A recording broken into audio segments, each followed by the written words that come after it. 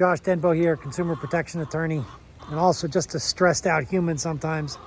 I don't know what y'all do to deal with your stress, but I like to come out here and watch and listen to my chickens. They don't often have much useful to say, but their kind of just aimless stupidity is relaxing.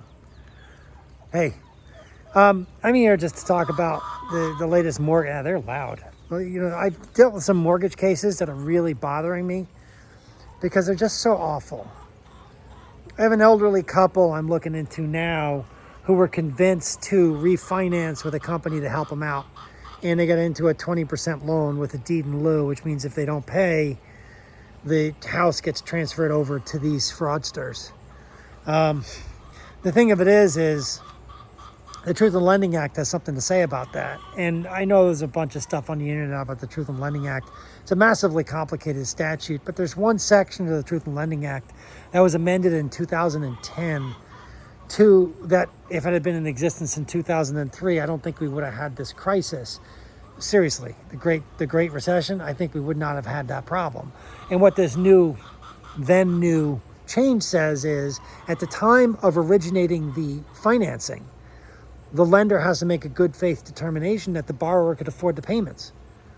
There wasn't that requirement at the time of the Great Recession.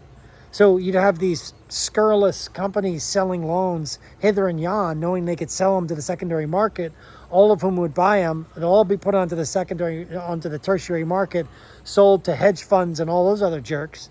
And then the world crashed because all these companies thought that this was a gravy train to go on forever, and they ended up with all these, CDOs and stuff like that. Watch The Big Short. But it only existed because there was no liability on the original creditors. If the original creditors knew that they were going to get sued for fraud or be left holding the bag or criminally prosecuted, then they wouldn't have originated the loans. And that might be what saves this couple. I just need their application at the time of the initial loan because I can't see how these folks could have afforded those monthly payments.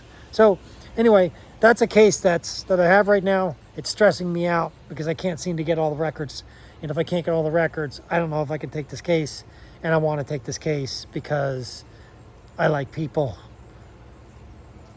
I like people who try to play by the rules, do things right, are kind, and just try to be good folks. And when they get hurt, I kind of go mama bear, I just get real mad.